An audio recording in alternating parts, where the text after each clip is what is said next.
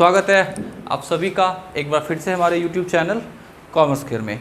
और आज हम लोग 12th के 4th चैप्टर को, ठीक है, या 4th चैप्टर का जो हमारा 7th नंबर क्लास है, ठीक है, आज लेक्चर नंबर हमारा ये 7 है। और आज का जो हमारा टॉपिक है वो revaluation of assets and reassessment of liabilities को लेकर है, ठीक है। और आज हम लोग थोड़ा पहले ये समझ लेते हैं कि रिवैल्यूशन अकाउंट क्या होता है, हम लोग इसको क्यों प्रिपेयर करते हैं और इसका अकाउंटिंग ट्रीटमेंट क्या होता है। तो सबसे पहले हम लोग revaluation of assets and reassessment of liabilities को समझते हैं कि इसका मीनिंग क्या है।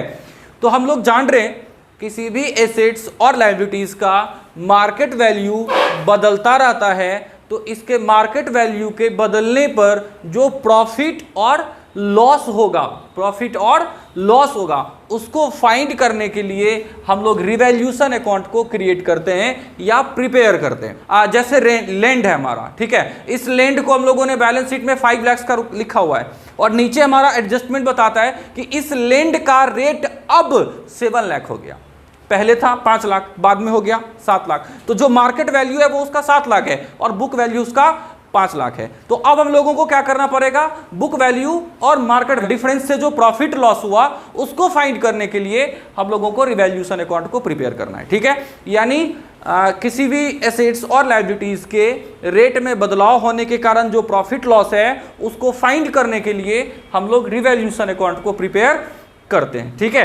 अब आगे क्या होगा कि रिवैल्यूशन अकाउंट का जो प्रॉफिट और लॉस होगा उसको हम लोग ओल्ड रेशियो में डिस्ट्रीब्यूट करेंगे। किस रेशियो में? ओल्ड रेशियो में डिस्ट्रीब्यूट करेंगे, ठीक है। अब जब हम लोग रिवैल्यूशन अकाउंट को प्रिपेयर करने के लिए आते हैं या इसका अकाउंटिंग ट्रीटमेंट देखते हैं तो हम लोग इसको 2 तरीके से पढ़ सकते हैं, revaluation of assets and reassessment of liabilities को। फर्स्ट तरीका है हमारा revised value are to be recorded in the books.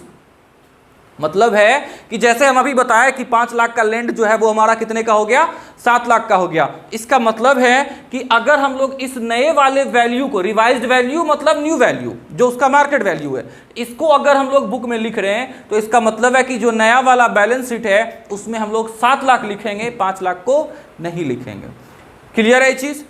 अगर दूसरा वाला चीज बता रहा है कि revised value are not to be recorded in the books, इसका मतलब साफ है कि जो 5 लाख वाला वैल्यू, जो पुराना वैल्यू जो बुक वैल्यू था, जो पहले से बैलेंस शीट में लिखा हुआ है, उसी को हम लोगों को नए वाले बैलेंस शीट में भी लिखना है। मतलब जो रिवाइज्ड वैल्यू है उसको प्रिपेयर लिखना नहीं है, ठीक है, नए वाले बैलेंस शीट में आगे उसको लेकर नहीं आना है। यानी जो पुराना वाला वैल्यू है उसी को हम लोग नए वाले बैलेंस शीट में क्या करेंगे, शो करेंगे, ठीक है। तो सबसे पहले हम लोग जो हमारा सेकेंड केस है जिसमें कि हम लोग रिवाइज्ड वैल्यू को शो नहीं करते हैं, ठीक है, इसको थोड़ा सा देख लेंगे। सबसे पहले हम लोग फाइंड कर लेंगे बिना रिवैल्यूशन अकाउंट को प्रिपेयर किए हुए कि हमारा कितने का प्रॉफिट हुआ और कितने का लॉस हुआ। ये प्रॉफिट और लॉस कैसे निकलेगा, हम लोग 1-2 एग्जाम्पल देख लेते हैं इसका, जैसे लैंड और बिल्डिंग, ठीक है। तो इसी तरीके से ढेर सारा चीज आपका हो सकता है। इसी में हम एक चीज और इंक्रीज कर दिया, क्रेडिटर्स, ठीक है। इसका 2 अलग अलग वैल्यू ले लेते हैं। एक बार हम लोग बुक वैल्यू को लिख लेते हैं और सेकेंड प्लेस पर हम लोग मार्केट वैल्यू को लिख लिए, ठीक है। यहां बुक वैल्यू आ गया हमारा और ये वाला मार्केट वैल्यू। बुक वैल्यू इसका हम बता रहे थे तभी से 5 लाख है और इसका मार्केट वैल्यू हम कितने का बताए हैं, 7 लाख का भी बोल रहे थे, ठीक है। अब मान लेते हैं कि हमारे क्वेश्चन में बिल्डिंग हमको 4 लाख का दिया हुआ है जिसका बुक वैल्यू था 4 लाख बिल्डिंग का, ठीक है, और मार्केट वैल्यू इसका नया वाला वैल्यू 3 लाख हो जाता है। इसके बाद जो क्रेडिटर है वो हमारे बैलेंस शीट में पहले से 2 लाख है और इस क्रेडिटर को अब बनाया जा रहा है 1,50,000, ठीक है। तो इस तरीके से आपको क्वेश्चन में दिया हुआ रहेगा डिफरेंट टाइप का अमाउंट अलग अलग एसेट्स और लायबिलिटीज को लेकर। अब हम लोगों को देख लेना है सबसे पहले कि प्रॉफिट क्या हुआ और लॉस क्या हुआ। साइड में कैलकुलेट करेंगे हम लोग वर्किंग नोट में, ठीक है। इसके लिए हम लोग रिवैल्यूशन अकाउंट को प्रिपेयर नहीं करते हैं। ध्यान से देखोगे थोड़ा, यहां पर जो रिवैल्यूशन अकाउंट है वो हम लोग प्रिपेयर नहीं करेंगे और इस वाले केस में जब इसको रिकॉर्ड करना है तो हम लोग रिवैल्यूशन अकाउंट को प्रिपेयर करते हैं, ठीक है। तो यहां पर इसको प्रिपेयर नहीं करना है, इस वजह से हम लोग साइड में प्रॉफिट और लॉस को निकालेंगे, फाइंड करेंगे। ठीक है, टोटल प्रॉफिट हम लोग एक बार देख लेते हैं। यहां इस चीज का रेट 5 लाख से 7 लाख हो गया, 2 लाख का प्रॉफिट है हमारा। एसेट का रेट अगर इंक्रीज करे तो क्या हो जाएगा, हमारा प्रॉफिट होगा। अब है हमारा कि एसेट का रेट डिक्रीज कर गया, 4 लाख से 3 लाख हो गया, तो 1 लाख रुपए का हमारा क्या हो गया, लॉस हो गया। ठीक है, फिर हमारा प्रॉफिट है यहां 2 लाख से 1,50,000 हो गया हमारा लायबिलिटीज, यानी अब हमको कम अमाउंट पे करना है, तो ये हमारा प्रॉफिट हो गया। इस तरीके से जो फाइनल प्रॉफिट और लॉस है वो क्या है, 1,50,000 प्रॉफिट हुआ इस पर रिवैल्यूएशन पर, वो कितने का है, 1,50,000 का। 1,50,000 हम लोगों ने कैसे फाइंड किया, तो इन दोनों को हम ऐड कर दिए, 2,50,000 हो गया, 1 लाख हम लोगों ने निकाल दिया इसमें से, ये कितने का आ गया, 1,50,000 का। अब इस 1,50,000 को लेकर हम लोग यहां पर एक एंट्री करेंगे, और वो एंट्री क्या हो जाएगा, gaining partners capital account to sacrificing partners capital account. ठीक है, अब हम लोग सेक्रीफाइस और गेन को लेकर जैसे हम लोग गुडविल को करते थे उसी तरीके से हम लोग इसको कर देंगे, और हमारा जो क्वेश्चन है वो क्या हो जाएगा, खत्म हो जाएगा। कब खत्म हो जाएगा, अगर रिवैल्यूएशन अकाउंट को प्रिपेयर करने के लिए नहीं बोला जाए। ठीक है, इस केस में ये अब खत्म हो गया। अब हम लोग हमारे फर्स्ट टर्म पे आते हैं, जब रिवाइज्ड वैल्यू को बुक में इंटर करेगा, मतलब है कि रिवैल्यूएशन अकाउंट को प्रिपेयर करेगा। ठीक है, तो अगर रिवैल्यूएशन अकाउंट को प्रिपेयर किया जाए तो हम लोग थोड़ा पहले रिवैल्यूएशन अकाउंट के बारे में जान लेते हैं कि ये जो रिवैल्यूएशन अकाउंट है वो एसेट्स और लायबिलिटीज के रिवैल्यूड होने पर जो प्रॉफिट लॉस है उसको फाइंड करने के लिए बनाया जा रहा है। इसके बाद जो रिवैल्यूएशन अकाउंट है वो एक नॉमिनल अकाउंट होता है। देखा कि जो रिवैल्यूएशन अकाउंट है उसका डेबिट वाला साइड क्या शो करेगा, एक्सपेंसेस और लॉसेस, जो क्रेडिट वाला साइड है वो क्या शो करेगा, इनकम साइड गेन्स। ठीक है, यानी कि प्रॉफिट। थोड़ा ध्यान से देखोगे समझ में आ जाएगा। हिट हुआ तो इसका मतलब है लॉस होगा, यानी रिवैल्यूएशन अकाउंट को डेबिट करने से क्या होगा, लॉस होगा, या फिर अगर लॉस होता है तो रिवैल्यूएशन डेबिट होगा। सही है। आगे अगर हमारे क्वेश्चन में किसी भी ट्रांजैक्शन से हमारा प्रॉफिट हो रहा है तो उस केस में हम लोग रिवैल्यूएशन अकाउंट को क्रेडिट करेंगे, यानी जब प्रॉफिट होता है तो रिवैल्यूएशन को हम लोग क्रेडिट करते हैं। डेबिट होना मतलब क्या है कि लॉस होना, रिवैल्यूएशन का क्रेडिट होना मतलब है प्रॉफिट होना। सही है यहां तक। आगे हम लोग देख लेते हैं रिवैल्यूएशन के बाद थोड़ा सा एक चीज और हम बता दें कि एसेट्स जब इंक्रीज करेगा, ठीक है, तो डेबिट करेंगे, एसेट्स जब डिक्रीज करेगा तो क्रेडिट करेंगे। इसके बाद हम लोग आगे बढ़ते हैं लायबिलिटीज को लेकर। लायबिलिटीज अगर डिक्रीज करे तो डेबिट करेंगे, लायबिलिटीज अगर इंक्रीज करे तो क्रेडिट करेंगे। ठीक है, और इतना पे ही जितना सारा जर्नल एंट्री है वो सारा जर्नल एंट्री प्रिपेयर हो जाएगा। ठीक है, हम लोग इसका एक लाइन से फर्स्ट से लेकर और आखिरी तक रिवैल्यूएशन अकाउंट का जो एंट्री होगा उस एंट्री को देख लेते हैं एक बार। सबसे फर्स्ट आते हैं। ठीक है भाई, रिवैल्यूएशन होने का मतलब क्या है, रेट का बदलना। रेट अगर बदलेगा तो या तो एसेट्स का रेट बदलेगा या लायबिलिटीज का रेट बदलेगा। एसेट्स और लायबिलिटीज का रेट बढ़ सकता है और बदल सकता है। अब हम लोग देखते हैं थोड़ा कि एसेट्स का रेट अगर बढ़ जाए तो प्रॉफिट होगा या लॉस होगा। 5 लाख का चीज हमारा जो एसेट है वो 7 लाख का हो गया, हमारा 5 लाख का जमीन 7 लाख का जमीन हो गया तो प्रॉफिट होगा। और हमारा जो बिल्डिंग है या फर्नीचर है या मशीनरी है, कोई भी एसेट जिसका रेट 5 लाख है उसका रेट अब 3 लाख हो गया, मतलब है कि लॉस हो गया। ठीक है, लायबिलिटीज के लिए जस्ट अपोजिट होता है। लायबिलिटीज अगर घट रहा है तो हमारा प्रॉफिट होगा, क्योंकि लायबिलिटीज मतलब हमको किसी दूसरे को अमाउंट पे करना है ना, तो लायबिलिटीज अगर घटे तो प्रॉफिट और लायबिलिटीज अगर बढ़े तो लॉस। ठीक है, इसी को ध्यान में रखकर हम लोगों को जर्नल एंट्री पास करना है। सबसे फर्स्ट हम लोग देख लेते हैं इंक्रीज इन वैल्यू ऑफ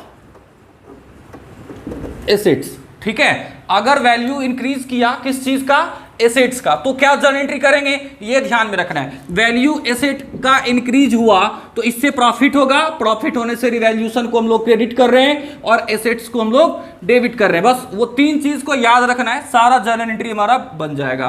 तो कोई भी एसेट्स हो अगर वो इंक्रीज कर जाए तो हम लोग इसको डेबिट करेंगे, अमाउंट डालेंगे और टू रिवैल्यूएशन अकाउंट। ठीक है, फर्स्ट जर्नल एंट्री खत्म है। अब हम लोग एक बार देख लेते हैं कि लायबिलिटीज का रेट अगर डिक्रीज कर जाए तो भी हमारा प्रॉफिट होता है। Decrease in value of liabilities, यहां भी हमारा प्रॉफिट होगा। इस प्रॉफिट के लिए क्या जर्नल एंट्री हम लोग पास कर रहे हैं, तो प्रॉफिट होता है, रिवैल्यूएशन को हम लोग क्रेडिट कर रहे हैं। सही है, यहाँ पे प्रॉफिट हुआ, रिवैल्यूएशन क्रेडिट हुआ। लाइव डेबिट करना है घटाने के लिए, तो लायबिलिटी डेबिट हुआ, हमारा अमाउंट डाल देंगे। पार्टिकुलरली हर किसी एसेट लायबिलिटीज का नाम लिखना है जिसका जिसका रेट डिक्रीज हुआ, और टू रिवैल्यूएशन अकाउंट आ जाना है। ठीक है, इसके बाद हमारा जो थर्ड जर्नल एंट्री है वो आ जाएगा, और थर्ड जर्नल एंट्री हो जाएगा हमारा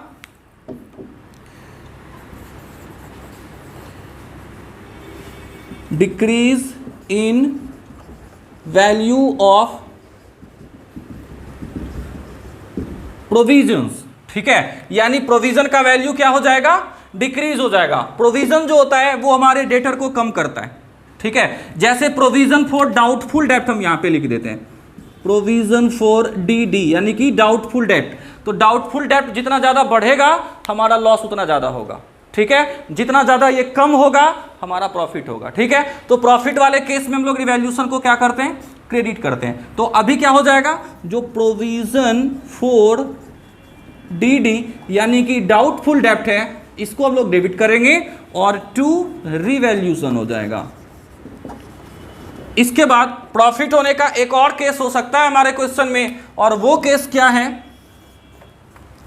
तो जब कोई अनरिकॉर्डेड एसेट का पता चले, यानी जिस एसेट को हम पहले से लिखे नहीं थे, अब पता चला कि मेरा वो एसेट है, तो इससे हमारा प्रॉफिट क्या होगा, बढ़ेगा। ठीक है, तो अनरिकॉर्डेड एसेट्स के लिए हम लोग एक एंट्री कर लेंगे, अनरिकॉर्डेड एसेट्स। अब इसके लिए भी एक जर्नल एंट्री पास होगा, और जो इसका जर्नल एंट्री है उसमें हम लोगों को चूंकि प्रॉफिट होगा इस वजह से यहां रिवैल्यूएशन को क्रेडिट करेंगे, और एसेट ही तो है हमारा अनरिकॉर्डेड एसेट, वो भी तो एसेट है ना, एसेट इंक्रीज करता है तो हम लोग उसको डेबिट करते हैं। ठीक है, तो हम यहां पे लिखेंगे इसको unrecorded assets account debit. Question से आपको पता चल जाएगा कि कौन सा एसेट हमारा इंक्रीज है और कौन सा एसेट हमारा डिक्रीज है। ठीक है, टू रिवैल्यूएशन अकाउंट। सही है इतना। अब इस चार एंट्री का हम लोगों को पहले इस चारों के लिए एक एक अपोजिट एंट्री पास करना पड़ेगा। ठीक है, अपोजिट एंट्री हम लोग क्या पास करेंगे, तो इस चार एंट्री के बाद हम लोगों का जो फिफ्थ आ जाएगा उसको हम देख लेते हैं। यहां क्या था, increase in value of asset, यहां क्या आ जाएगा, decrease in value of assets. ठीक है, एसेट्स का वैल्यू क्या हो जाना, डिक्रीज हो जाना। तो अब एसेट का वैल्यू डिक्रीज हुआ, क्रेडिट करेंगे, और एसेट का वैल्यू डिक्रीज होने से लॉस होगा, रिवैल्यूएशन को डेबिट करेंगे। ठीक है, एंट्री क्या बना यहां पर, रिवैल्यूएशन डेबिटेड, और टू एसेट्स, जिस एसेट्स का रेट क्या हो गया, डिक्रीज कर गया, उसको हम लोग यहां पर क्रेडिट करेंगे। इसके बाद अब सेकेंड वाले एंट्री का अपोजिट देखते हैं। यहां decrease in value of liabilities है, तो जो हमारा सिक्स्थ हो जाएगा वो क्या हो जाएगा, increase in value of liabilities. यहां से भी हमारा लॉस होगा, और इस लॉस के लिए इसका जस्ट अपोजिट एंट्री हम लोगों को पास करना है। फिर से लॉस हुआ है तो रिवैल्यूएशन अकाउंट डेबिटेड, और टू जो पार्टिकुलर अलग अलग लायबिलिटीज का हम लोग नाम लिखेंगे, जिस सब का नाम क्या हुआ है, जिस सब का रेट क्या हुआ, इंक्रीज किया। ठीक है, जैसे क्रेडिटर है, बिल पेएबल है, बैंक लोन है, ठीक है, या आउटस्टैंडिंग हमारा कोई वेजेस, सैलरी, कमीशन, कुछ भी। ठीक है, तो जहां भी हमारा लॉस होगा या लायबिलिटीज इंक्रीज करेगा तो हम लोग इस टाइप का जर्नल एंट्री पास करेंगे। ठीक है, अब इसके बाद हमारा सेवंथ है, यहां हम लोग देख रहे हैं decrease in value of provision है, तो यहां हो जाएगा इसका opposite, increase in value of provisions. इसके लिए भी हमारा लॉस होगा। हमारा डेटर अगर मान के चलते हैं हम लोग कि हमारा जो डेटर है वो 5 लाख का है। अब 5 लाख के डेटर पे हमको 50,000 के डेटर पे हम लोगों को डाउट है कि वो हमको पैसा नहीं देगा। तो ये डाउट जितना ज़्यादा बढ़ेगा हमारा डेटर उतना घटेगा, ठीक है। जितना ज़्यादा सस्पेंस है हम लोगों को उतना ज़्यादा हमारा लॉस होगा, और लॉस के लिए फिर हम लोग यहाँ पर इंक्रीज के लिए एक लोग प्रोविजन को इंक्रीज करने के लिए एक एंट्री पास करेंगे, वो हो जाएगा revaluation account debit to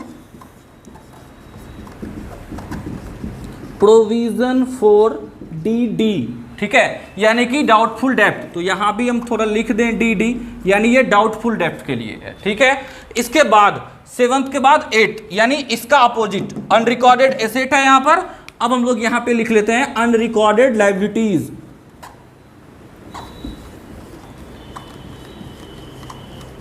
unrecorded liabilities, unrecorded liabilities होगा, हमको अभी पता चला कि हमारा लायबिलिटीज कोई है, तो इससे हमारा लायबिलिटीज इंक्रीज करेगा, इंक्रीज करने से लॉस होगा।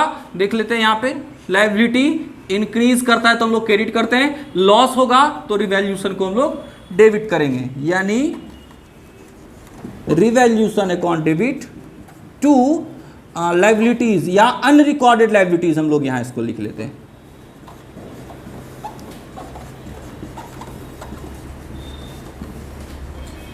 To unrecorded liabilities. तो इस तरीके से रिवैल्यूएशन से रिलेटेड हमारा 8 जर्नल एंट्री है।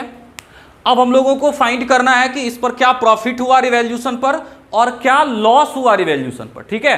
प्रॉफिट और लॉस को फाइंड करने के लिए हम लोग क्या करेंगे कि जहां जहां रिवैल्यूएशन क्रेडिट है, इस चारों केस में रिवैल्यूएशन क्रेडिट है, तो इस चारों का जो अमाउंट होगा जहां जहां पर रिवैल्यूएशन क्रेडिट है उसको एक जगह हम लोग लिख लेंगे, ठीक है।